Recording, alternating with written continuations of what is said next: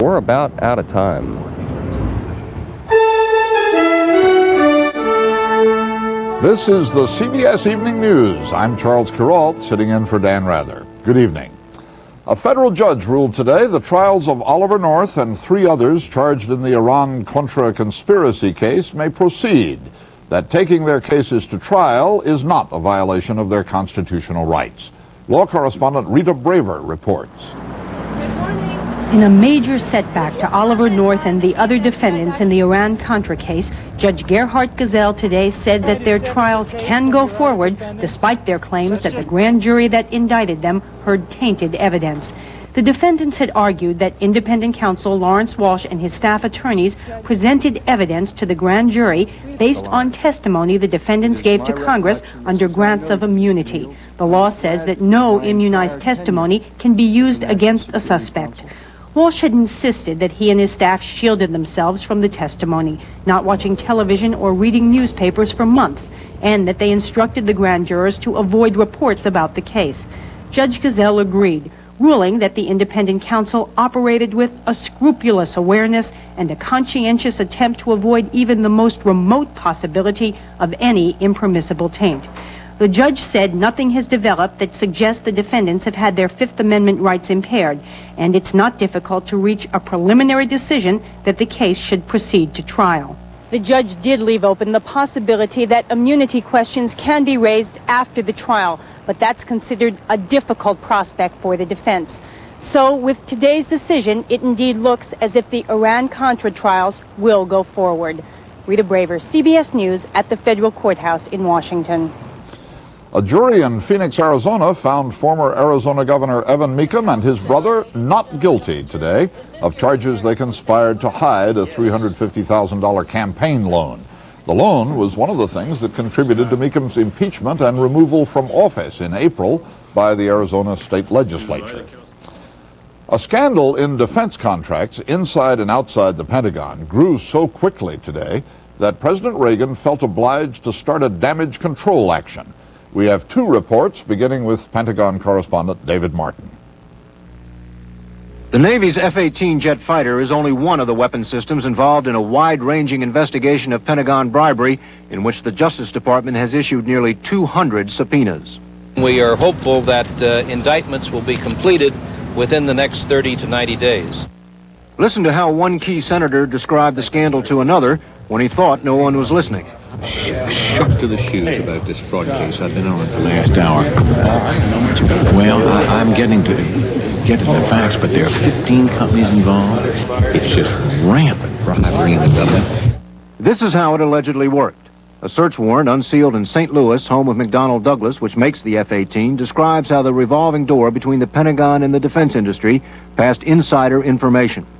Melvin Paisley, a former Assistant Secretary of the Navy, served as a consultant to McDonnell Douglas, the nation's largest defense contractor. Paisley allegedly provided McDonnell Douglas with confidential and classified information about Pentagon plans to sell the F-18 to France, Switzerland, and Korea. According to the search warrant, the insider information came from government employees receiving bribes or gratuities and could be used by McDonnell Douglas to get a jump in bidding on Pentagon contracts. McDonnell Douglas issued a statement saying, "We are not aware of any improper activities by Mr. Paisley on behalf of the company." Defense Secretary Carlucci pointed out that the investigation involves only a tiny fraction of a vast military-industrial complex of some 6 million people. In such a large universe, you're always going to get some malfactors. We'll weed them out as fast as possible. We'll see if there are any defects in the system. McDonnell Douglas is only one of many defense contractors under investigation. In all, there have been 38 searches made of the offices and homes of Defense Department employees, contractors, and consultants. The investigation, which included wiretaps on the offices of Pentagon officials, had been a closely held secret, unknown even to the Secretary of Defense. Now it's on the front page and likely to remain there throughout this election season. David Martin, CBS News, the Pentagon. President Reagan, especially sensitive to allegations of impropriety at the Pentagon, was quick to call senior officials, among them the Vice President, the Attorney General, and the FBI Director, to a special meeting this morning. His spokesman said Mr. Reagan was very concerned and upset by the revelations of this investigation. But the administration was not about to acknowledge embarrassment. Well, I don't think it's an embarrassment. Quite the contrary. I think the fact that whenever you can uncover dishonest activity, investigate it thoroughly, and then take the necessary action, it's a vindication of good governmental action. President Reagan considers the military buildup he began in 1981 one of his major accomplishments. But continued charges of waste, inefficiency, and corruption have shadowed the Pentagon. 3 years ago tomorrow, the president appointed a blue ribbon panel to investigate those charges. Waste and fraud by corporate contractors are more than a ripoff of the taxpayer. They're a blow to the security of our nation. That commission wrote a stinging report, but recommended only modest changes. Their phony is a $3 bill. Retired Admiral Gene LaRocque, an administration critic, says commissions and reports haven't come close to solving the problem. We have created in the defense contracting system a monstrous mess. The Pentagon and the defense industries have become a great big combined allied bloated bureaucracy which are really stealing from the American public. The administration is extremely sensitive to the election year implications of a scandal at the Pentagon, which is one reason the White House moved so quickly to get the president on record in favor of doing something about it. Said one official, "We want people to know that it happened on our watch and we're going to clean it up on our watch." Bill Plant, CBS News, the White House. A long-awaited report from the Justice Department confirmed today that the United States employed Nazi war criminals in post-World War II Europe and helped them escape punishment. The report singled out the case of Robert Jan Verbellen, convicted in Belgium for the wartime murder of more than 100 people. He was never captured or punished, says the report, because he was working for the U.S. Army, spying on Soviet activities in Austria, and the U.S. was protecting him under a false name. Verbellen eventually became a citizen of Austria, and he still lives there. The International AIDS Conference ended today in Stockholm. There is no major breakthrough to report, no cure in sight.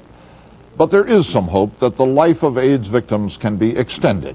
Our medical correspondent Susan Spencer covered the conference.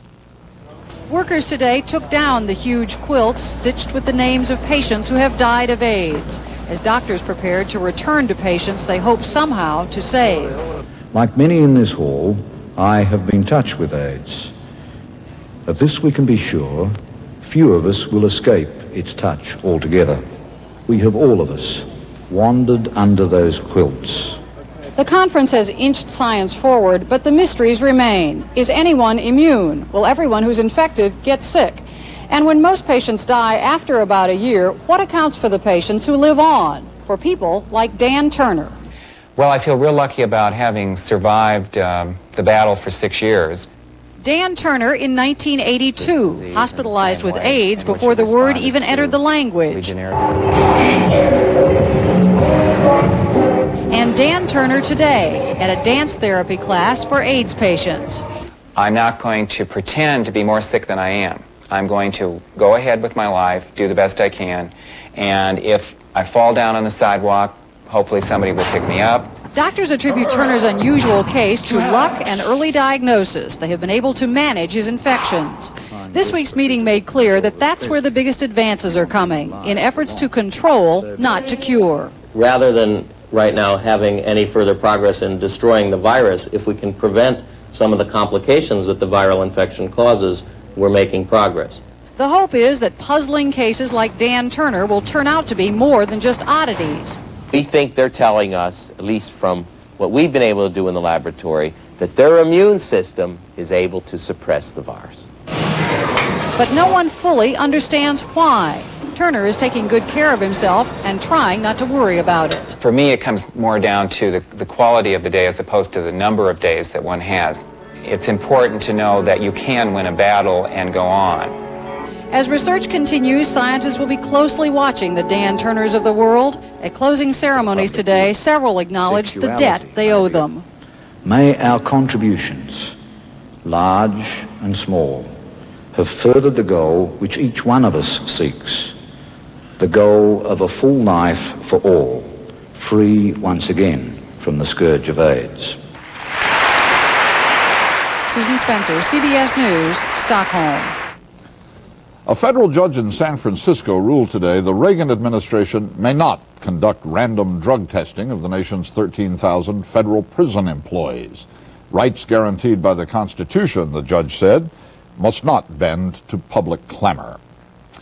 Still to come on the CBS Evening News, Richard Wagner on the end of sanctuary in Hong Kong for the Vietnamese boat people. And James Hattori on a lost boy. He can't talk, and the FBI can't find out who he is.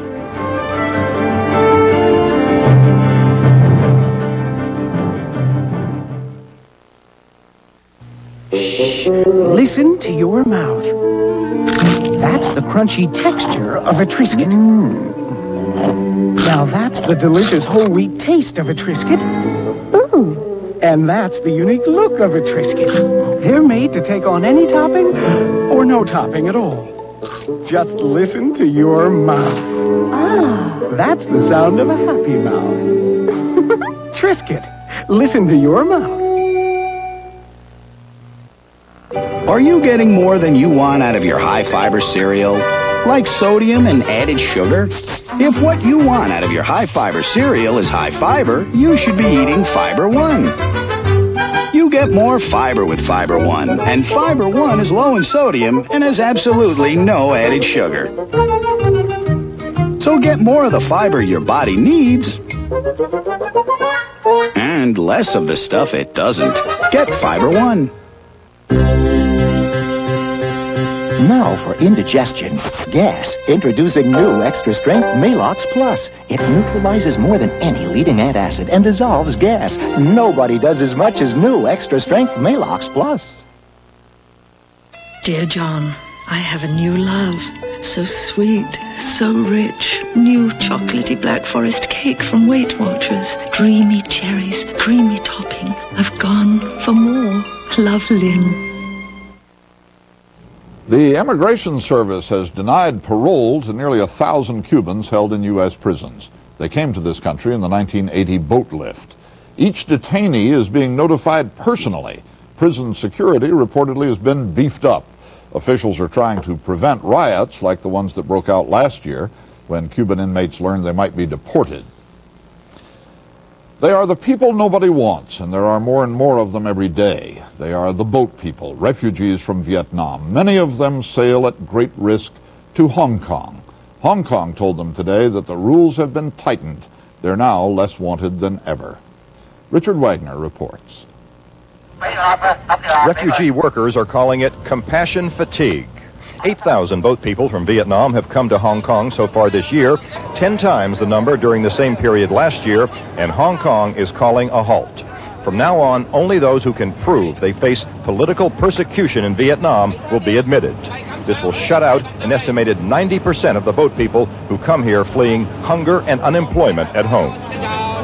That gateway is closed, and for those people, Hong Kong will simply be a place of temporary detention pending their return to Vietnam. The Hong Kong authorities' new plan may slow but not stop the rush of refugees from Vietnam.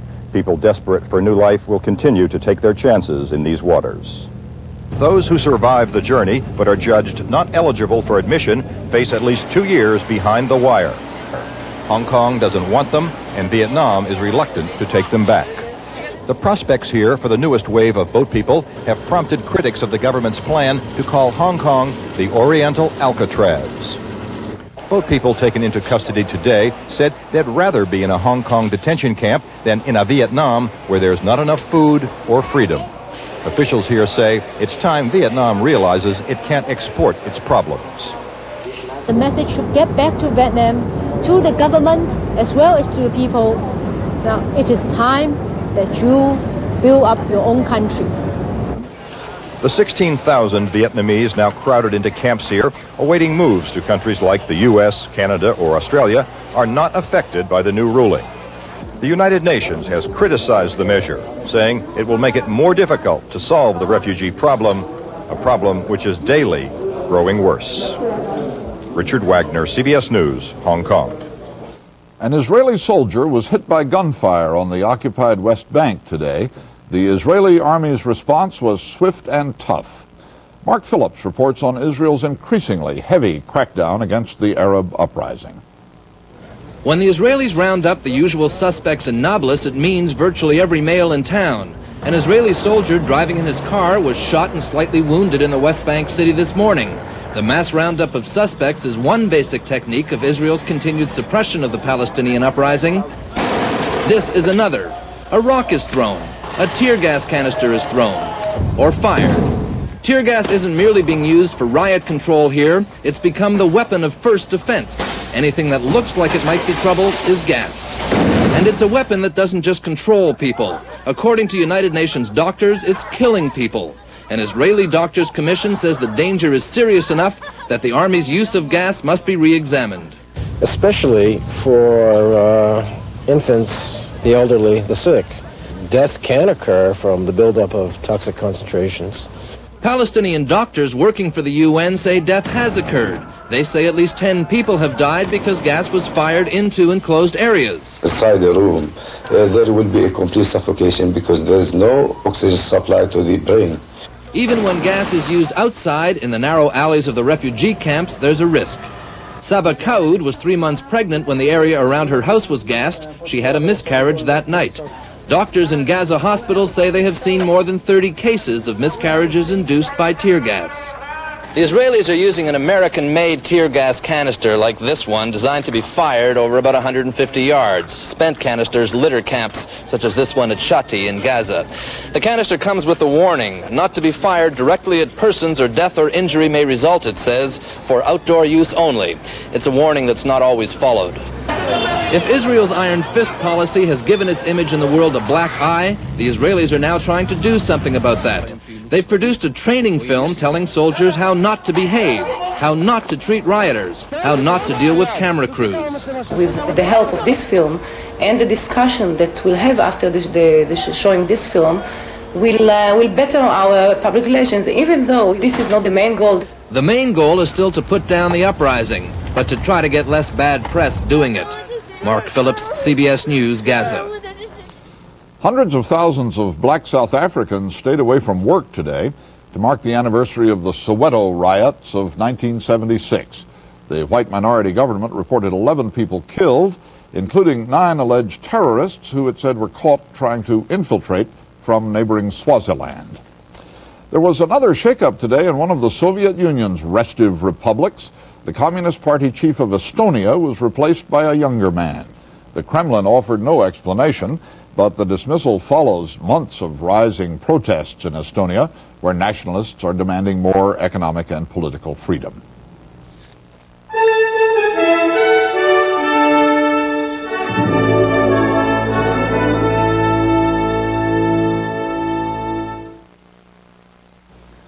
If you thought you had to give up comfort to get a close shave, Norelco says, think again. Their revolutionary shaving system shaves skin close in a way that's incredibly comfortable. As the hair enters the chamber, the patented lift and cut system lifts each hair and holds it a split second before a blade cuts it. So it's possible to shave skin close without the blades even touching the skin. Norelco Rotatract. We made close comfortable.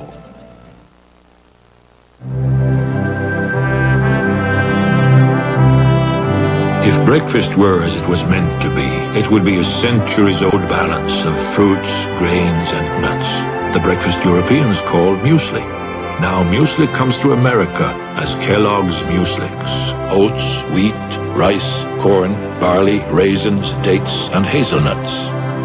Kellogg's Mueslix. 5 grain or bran. What breakfast was meant to be. Into the land of heartburn comes the first liquid antacid without that liquid antacid taste. A really good tasting liquid that puts out heartburn's fire. New Tums Liquid. It works. It really tastes good. All the stars were there that night. My assignment, sneak a shot. Their response was automatic. Luckily, so was my Canon Sure Shot Supreme. So I got every shot I wanted. And one I didn't want. The Canon Sure Shot Supreme. George Bush and Michael Dukakis gave an early preview today of their competing fall campaign strategies. Both went shopping for votes in the South. Bill Whitaker tells us about Dukakis' Southern strategy and Southern problem. Massachusetts Governor Michael Dukakis made his first post-primary foray into the South today. With him, a son of the South, former rival, Tennessee Senator Albert Gore, who endorsed Dukakis. The South begins to size up the two nominees and make a choice. The South is going to like what it sees in Mike Dukakis. In a 3-day, 7-state Southern swing, Dukakis is talking tough on crime and drugs, issues he believes will help him here. We aren't going to concede one single state in this country, my friends, and that includes the state of Tennessee, and that includes the states of the South. Though early polls show him running even with George Bush here, the South is Dukakis' weakest region. These long, hot days, when voters are more interested in softball than hardball politics, the Massachusetts governor is largely unknown. I don't know anything about him, except that he's governor of, Wisconsin? What do you think of Michael Dukakis? Who is he? I don't know a thing about the man. I don't. This is a politically fertile region with 1/4 of all electoral votes. But the once solidly Democratic South has voted Republican 4 of the last 5 presidential elections. Can Dukakis reverse the trend? Southern Republicans call him too liberal.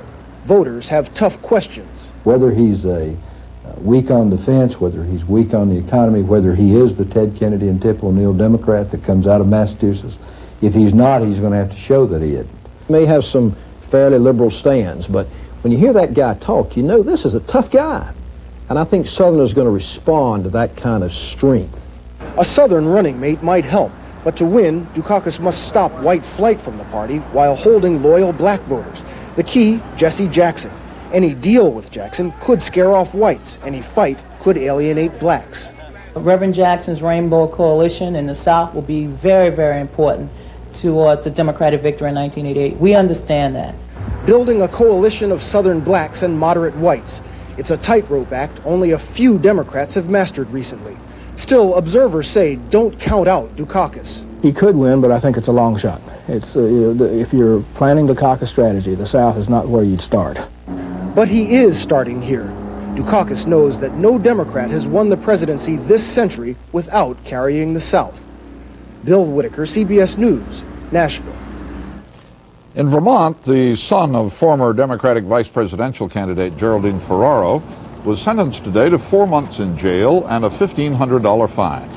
John Zaccaro Jr. had faced up to 5 years in prison and a $10,000 fine. He was found guilty of selling cocaine to an undercover police officer. In New York, 2 former top executives of the Beechnut Food Company were sentenced today to a year and a day in jail and fined $100,000. They were convicted of marketing as baby food a product labeled 100% pure apple juice. It contained very little apple juice, if any. It was sold in 20 states and several foreign countries between 1978 and 1982.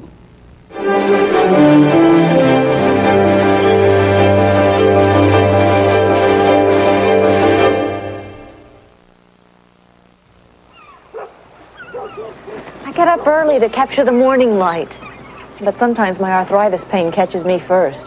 I used to take aspirin or Tylenol, but today it's Advil. Advil contains a non-prescription strength of the medicine in the prescription brand Motrin. You know, just 1 Advil is as effective as 2 regular aspirin. That's important to me. And Advil didn't upset my stomach. It gives me hours of relief from minor arthritis pain. Advil, advanced medicine for pain. Right up here. Here, you get to keep the sign. Okay, look at that. When you choose someone to help you sell your home, you want it to be somebody you can trust. Maybe that's why Century 21 is the #1 home selling system in America. We know a whole lot about trust. Come with us. Get the picture? Put your trust in #1, Century 21. All the things that make a Baskin-Robbins ice cream cake the perfect Father's Day gift for Dad are also what make it such a great Father's Day gift for Mom and the kids. Baskin-Robbins ice cream cakes make Father's Day a day for everyone. If I don't get a good start in the morning, I might feel peaked. I hate that. Wheaties, 100% whole wheat, naturally low in sugar. That's Champion Nutrition. What the big boys eat. U.S. and Mexican authorities have a mystery on their hands. A young boy found in Juarez, Mexico last fall. They don't know who he is or where he's from, and he can't tell them. Reporter James Hattori is following the search for clues. 7 months in a Mexican home for abandoned kids. Another day of uncertainty, and today, disappointment. For the deaf-mute boy called Sabat, the latest lead to his identity has reached a dead end. A French woman raised hopes earlier this week when she saw Sabat on TV and told authorities he might be her missing American grandson. But today, her real grandson turned up safe in El Paso, leaving the FBI back at square one. We go back to the lead board. The next phone call might lead us to the identity of this little boy. Sabat gets his nickname from Sabado, or Saturday, the day Mexican officials found him wandering the streets of Juarez last November. His past has become a well-publicized mystery, which the boy cannot help solve. American authorities have been involved in the case for only a few weeks. Officially, he's in Mexican custody. Sabat has scars on his chest and knee, and he's drawn pictures suggesting a plane crash he survived. But the FBI discounts that theory.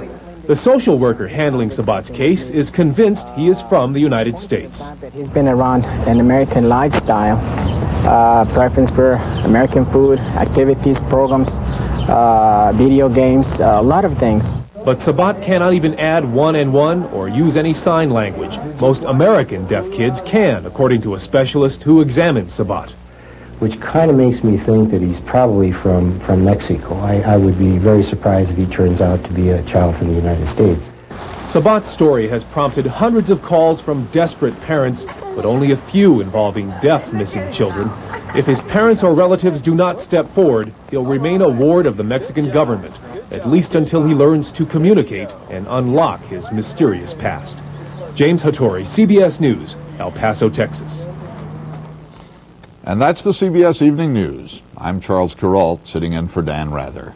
Good night. Nothing should come between you and your pet. Set the Hearts 2-in-1 collar. The collar that kills fleas and ticks for 5 months. Keeps them off your pet and out of your home. Go ahead, hug, snuggle, tickle him. The Hearts 2-in-1 collar lets you get close to your pet without getting close to fleas and ticks. If you want to hug a happier pet and have peace of mind, get the Hearts 2-in-1 collar. Cash charge. We interrupt this purchase for a reminder.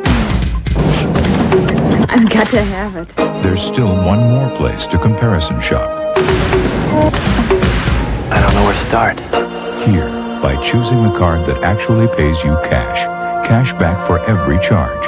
The Discover card. That's the one. It's perfect. It pays to Discover, the card that pays you back. 11 noisy 4-year-olds. An absent assistant.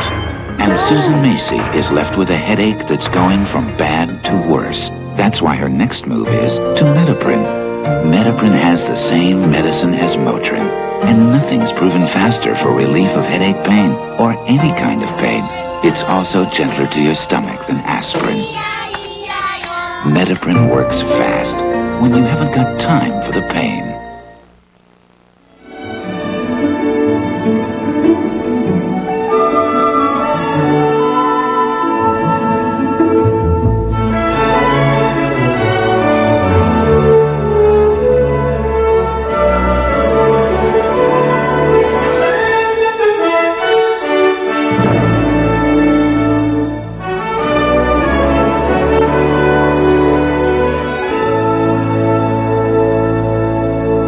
Hitting home.